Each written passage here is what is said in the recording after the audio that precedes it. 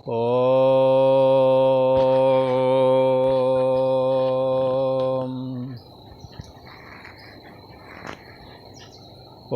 गुरु ब्रह्मा गुरु विष्णु गुरुदेव महेश्वरा गुरु साक्षात् परम ब्रह्म तस्मै श्री गुरुवे नमः। ओम सद्गुरुदेवाय नमः। ओम योगेश्वर श्री कृष्ण भगवान की जय। पूर्व का प्रसंग चल रहा है कि जन्म कर्म च मे दिव्य मेवं यो वेति तत्वतः त्यक्त्वा देहं पुनर्जन्म नैति मामेति सोऽर्जुना। हे अर्जुन, मेरे जन्म और कर्म दिव्य हैं। कैसे दिव्य का मतलब अलौकिक। जैसे लोकाचार में लोग कर्म करते हैं, कर्म करने में व्यस्त रहते हैं, इस तरह से हमारे कर्म नहीं हैं। जैसे लोक व्यवहार में लोग जो कर्म करते हैं वो कहीं न कहीं फलाकांक्षा से युक्त होकर के करते हैं। अच्छा, और ये कर्म जब फलाकांक्षा और आसक्ति से युक्त होकर के जब किए जाते हैं तो राग और द्वेष से युक्त हैं चूंकि कर्म, इसलिए इनका कर्म फल भी बनता है, पूर्ण होता है तो उसका सुख फल बनता है, और यदि पाप हुआ तो उसका दुख फल बनता है। और दुख में यदि दुखी हो गए और इधर उधर कहते फिर हमारे साथ ऐसा हुआ, हमारे साथ वैसा हुआ, आंसू बहाते फिरे, तो दुख ने तुम्हें बांध लिया, अर्थात रुला दिया। और यदि आपने अच्छा किया, अच्छा के द्वारा पुण्य बना, पुण्य के द्वारा सुख मिला, और सुख के द्वारा यदि आप इतराने लगे तो बंधुओं सुख ने आपको बांध लिया। मन की जो साम्य अवस्था है वो सुख में सुखाकार हो गई, नहीं रही साम्य अवस्था। जो मन की मूल स्थिति है, मन की मूल स्थिति क्या है बंधुओं? मन तू ज्योत स्वरूप है, अपना मूल पहचान। परमात्मा से उत्पन्न होने वाला ये मन परमात्म स्वरूप ही है। यदि हम इसको यदि इसकी हम खोज करें तो देखते हैं कि मन परमात्मा से अलग होकर के कोई वजूद नहीं रखता।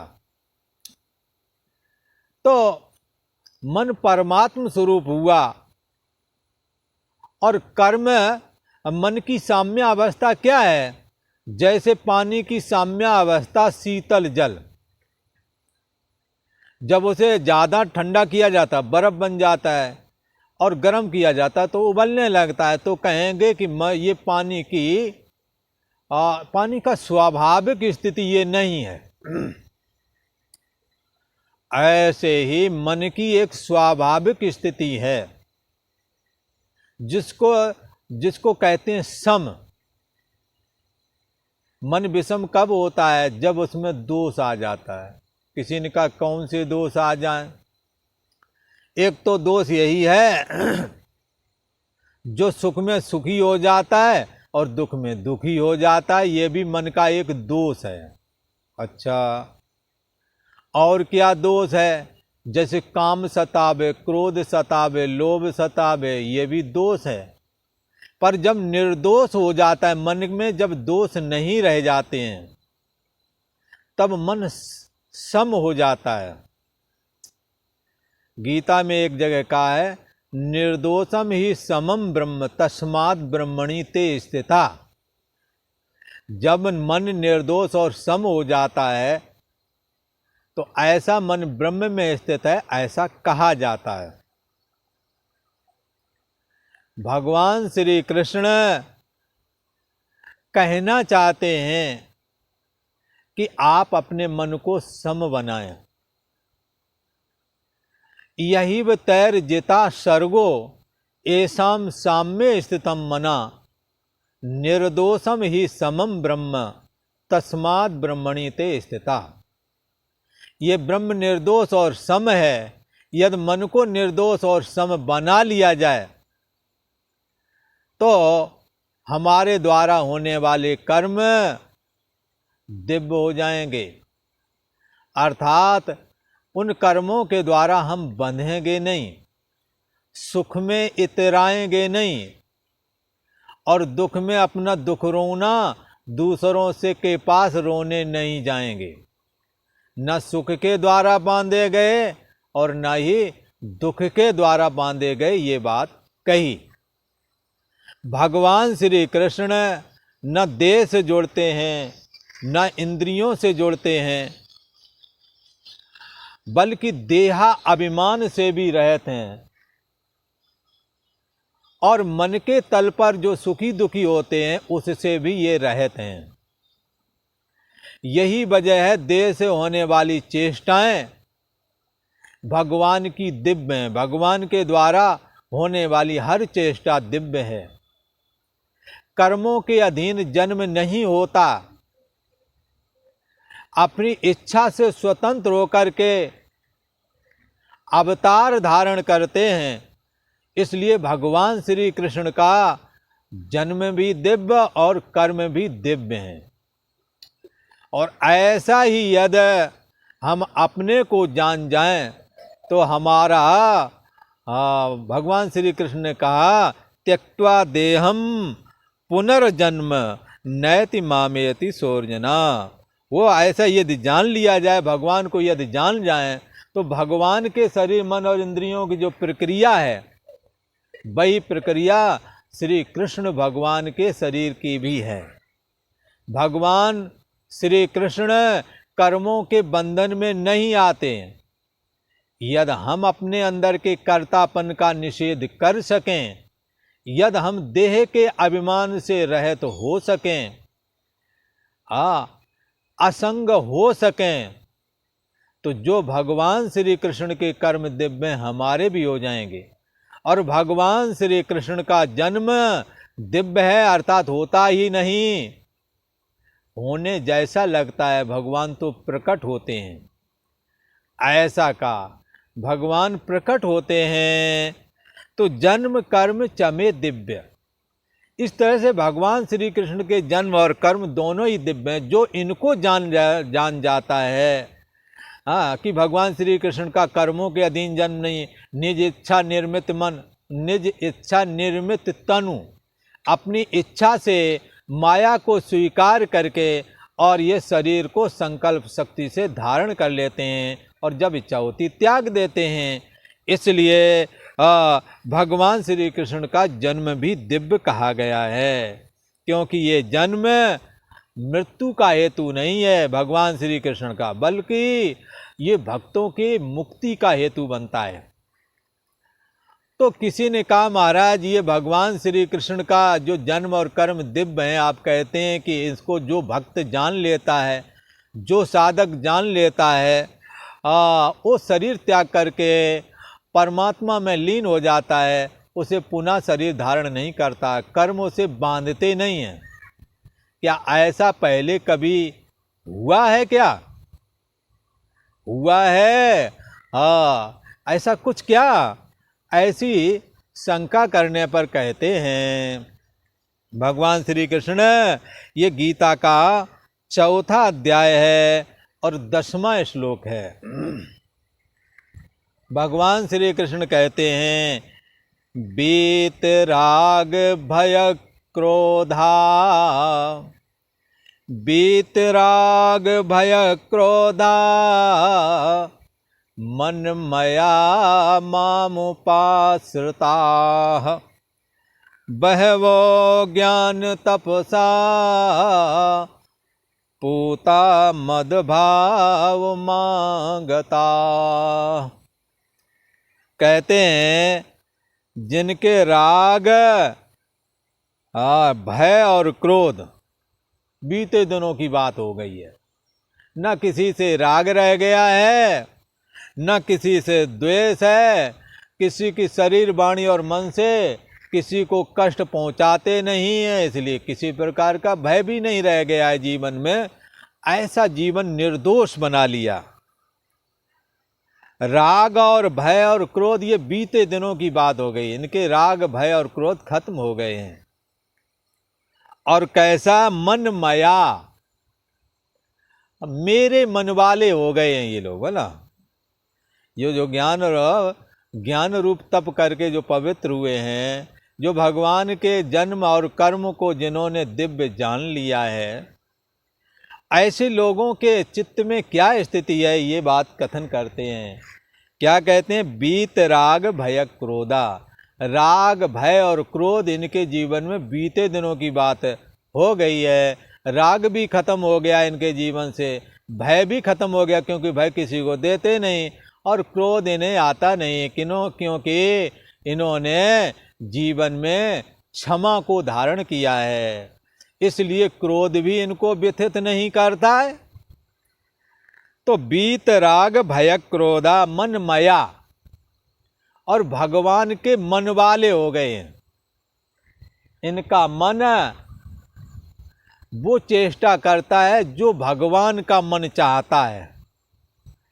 इसलिए कई संत ऐसा भी कहते हैं कि चिंतन परक, भक्ति परक, जो भगवान में जिनका मन डूबा हुआ है, वो यदि कहीं जाते आते हैं या कुछ करते हैं तो उसके पीछे भी भगवत प्रेरणा ही समझना चाहिए। इसलिए कई संत तो कहते हैं आज भगवत प्रेरणा से मैं इधर आ गया हूँ, आज भगवत प्रेरणा से मैंने ये काम किया है, आज हरी इच्छा से हमने ये कर लिया, और आगे ऐसा है जैसी हरी इच्छा, ऐसे कहते हैं। इसलिए रामायण में तो ऐसे भी कहा है कि हरि इच्छा भावी बलवाना। भगवान श्री कृष्ण के इच्छा जैसा वो चाहते हैं वैसे ही भक्त का मन बन जाता है। क्यों बन जाता है?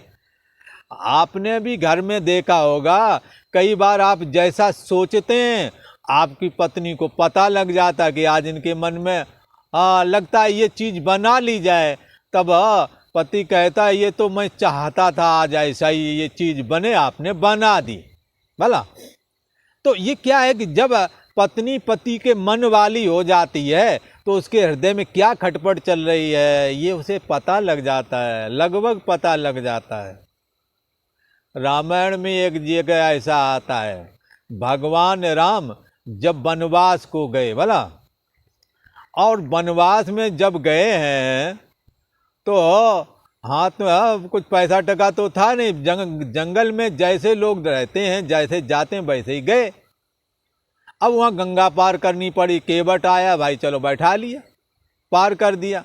अब केवट को उतराई कुछ देना चाहिए, पर भगवान के पास पैसा नहीं था, पैसा सब वहीं छोड़ करके त्याग करके आए थे। उसमें कहते हैं क्योंकि माता सीता जी भगवान के मन से अपने मन को मिलाए हुए हैं, उन्हों को पता लग गया कि ये क्या चाहते हैं। पिय पिय हिय किय सिय जानन हारी, रामायण में आता है कि भगवान राम के हृदय में क्या है सीता जी जान गई। क्यों जान गई? क्योंकि भगवान से अपना मन मिला दिया है। इसलिए पिय हिय किय सिय जानन हारी, भगवान राम के हृदय के कोई जानता नहीं है। ये क्या करना चाहते हैं, इनके हृदय में क्या है। एक जगह तो कहा परम स्वतंत्र न सिर पर कोई भावे मने करो करो तुम सोई, भगवान के लिए कहा गया है। और क्या मन में क्या करना चाहते कोई नहीं जानता है। पर वहां कहते हैं पिय हिय कि सिय जानन आरी, भगवान राम के हृदय की बात सीता जी जानती हैं। लो क्या जान गई भाई, भगवान राम उतरे, इनके पास कुछ है नहीं, ये कुछ केवट को देना चाहते हैं, कुछ नहीं, क्या करें, क्या दें, कुछ देने को नहीं है। तब मन मणि मुदरी, मन मुदित उतारी, अपने हाथ में जो अंगूठी पहने थी वो उतार के दे दी, दे दो उतराई। समझ गई कि ये उतराई देना चाहते हैं। उन्होंने अपने मन को ऐसा बनाया है कि जिससे भगवान के मन वाली हो गई। भला भक्त भी भगवान के मन वाले हो जाते हैं, भगवान का मन जैसा चाहता है भक्त वैसा ही करता है। एक जगह कहते हैं, गाना गाते हैं, जहां ले चलोगे वहीं मैं चलूंगा, और जो तुम कहोगे वही मैं करूंगा। अपनी कोई स्वतंत्र अहम नहीं, कुछ स्वतंत्र आग्रह नहीं कि हमने ऐसा ही करना, जैसा भगवान करा दें वैसे ही करें। तो क्या है, मन माया। भगवान श्री कृष्ण कहते हैं तो हमारे मन वाले हो जाओ, जैसा हम कराना चाहते हैं वैसे ही आप करो। बोले आप क्या कराना चाहते हो? बोले हम कराना चाहते हैं कि जैसे मेरे को, मैं देह बना हुआ हूं पर मैं देह अपने को मानता नहीं हूं, आप भी कुछ करो और देह मैं नहीं हूं ऐसा धारण करो। देह से होने वाली चेष्टाएं, हम सब कुछ लेन देन ग्रहण त्याग करते हैं, पर देह मैं नहीं हूं इसलिए वो चेष्टा हमारी नहीं। यदि तुम ऐसा कर लोगे, देहाभिमान से मुक्त हो जाओगे, यदि देह से आप असंग हो गए, तो देह से होने वाली क्रियाएं भी तुम्हारे करते हुए भी नहीं होवेंगी। यदि शुभ क्रिया होवेंगी तो उससे पुण्य बनेगा, पुण्य का फल जो सुख होगा उससे नहीं बंधोगे। और यदि कोई पाप कर्म बन गया उससे दुख आएगा, और दुख से आप दुखी नहीं होवोगे। इसलिए भगवान तुम्हारे कर्म भी दिव्य हो जाएंगे। हम तो ये चाहते हैं कि जैसे हमारे कर्म दिव्य हैं वैसे तुम्हारे भी दिव्य हो जाएं, और जैसे हमारे मन बुद्धि की चेष्टाएं होती हैं पर इससे मैं असंग रहता हूं, तुम भी अपनी मन बुद्धि की चेष्टाओं से असंग हो जाओ तो तुम्हारे मानसिक कर्म भी दिव्य हो जाएंगे जैसे हमारे हो गए। और बंधुओं, हमारा भक्त हमारा चिंतन करता हुआ मेरे निज स्वरूप को प्राप्त हो जाता है। जो जिसका चिंतन करता है वही रूप हो जाता है। इसलिए हमारे में जन्म नहीं है, हमारे भक्त के अंदर में भी जन्म का लेश नहीं रह जाता है। भगवान चाहते हैं आप कर्मों के बंधन से, आपके कर्म के बंधन कट जाएं, आपको कर्म बांध ना सके। कर्म तो करें, दूसरों के काम आ जावें, पर इन कर्मों के द्वारा आप बांधे ना जाएं, ऐसा करना चाहते हैं।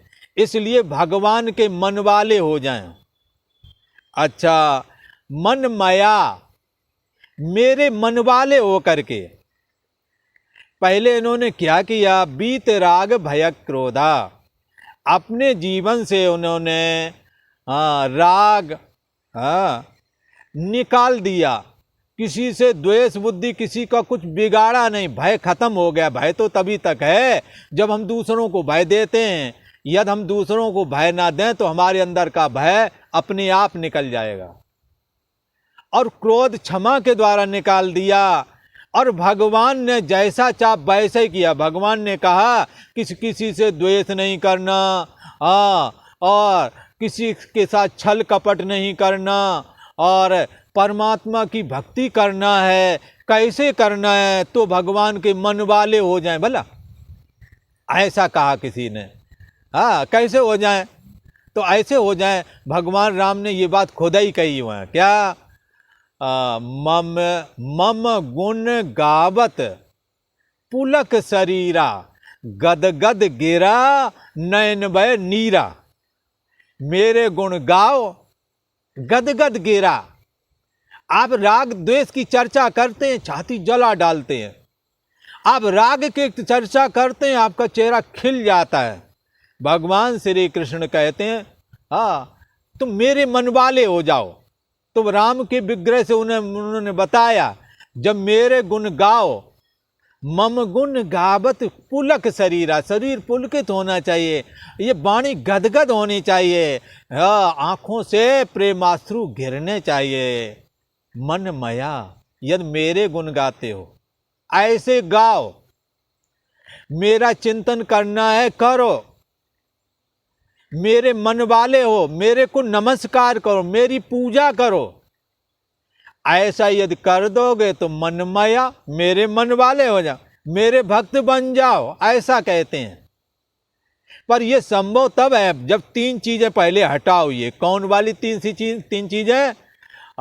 बीत राग भय क्रोधा, राग भय और क्रोध को हटा दो। और मन मया, मेरे मन वाले हो जाओ। और जिसका भजन किया उसी के भरोसे रहो। मोर दास कहाय नर आशा, मेरा दास का अब मेरे अपने को कहते हो ये मैं भगवान का दास हूं, और भरोसा करते हो किसी और का। यहाँ भगवान श्री कृष्ण कहते हैं, माम पार्षता, मेरे आश्रित रहो। तो बहवो अयद तुम ऐसा कर लिए। तो भगवान श्री कृष्ण ने कहा, हे अर्जुन, एक नहीं बहुत सारे ऐसी प्रक्रिया करके, बहवो ज्ञान तपसा, ये जो हमने ज्ञान बताया है, इस ज्ञान के द्वारा, बहवो ज्ञान तपसा, इस ज्ञान रूप तप के द्वारा पवित्र होकर के मेरे भाव को प्राप्त हो गए हैं। बोले आपका भाव क्या है? बोले हमारा भाव ये, अहम आत्मा गुड़ा के सर्वभूता से स्थिता। मेरा भाव है, मैं संपूर्ण भूत प्राणियों की बुद्धि देश का साक्षी हूं। दूसरा भाव है कि मैं देह मन बुद्धि आदि होते हुए मैं देह अपने को मानता नहीं हूं, ऐसा हमारा भाव है। मन की चेष्टा को अपनी चेष्टा नहीं मानता हूं, मन के द्वारा सोचता समझता प्यार मोहब्बत सब कुछ करता हूं, पर इसकी चेष्टा को अपनी नहीं मानता हूं, असंग रहता हूं।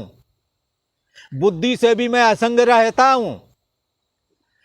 मन बुद्धि आदि का जो आश्रय प्रकाशक है वो परम ब्रह्म परमात्मा, वो अद्वैत सत्तात्मक चैतन्यता, सोहम अस्मि, वो मैं हूं, ऐसा करके मैं धारण करता हूं। उस अद्वैत सत्तात्मक जो चैतन्यता है, जो अंतर्यामी विग्रह है भगवान श्री कृष्ण का, इस अंतर्यामी विग्रह में ही मैं सदा रहता हूं।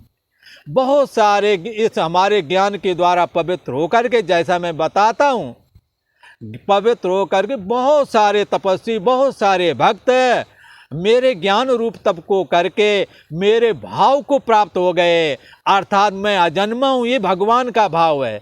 मैं कर्म करते हुए भी कर्म नहीं करता हूँ, ये मेरा भाव है। मेरा शरीर होते हुए मैं बगैर शरीर वाला हूँ, ये मेरा भाव है। मैं जन्म और कर्म, हमारे जन्म और कर्मों के द्वारा मैं बंधता नहीं हूँ। मैं शुद्ध चैतन्य सत्ता मात्र हूँ, सबका अंतर्यामी हूँ, ऐसा मेरा भाव है। मेरे अलावा दूसरा नहीं। मत्तः परतरम नान्यत् किंच दस धनंजय, मेरे अलावा कुछ नहीं, ऐसा मेरा भाव है। मैं सत्तात्मक हूँ, मैं सच्चिदानंद ब्रह्म हूँ, ऐसा मेरा भाव है। ऐसे भाव को प्राप्त होकर के बहुत सारे भक्त, बहुत सारे साधक धन धन हो गए, कृतकृत हो गए, कैवल्य निर्वाण को प्राप्त हो गए, मेरे भाव को प्राप्त हो गए हैं, ऐसा कहा। ओम शांति शांति शांति।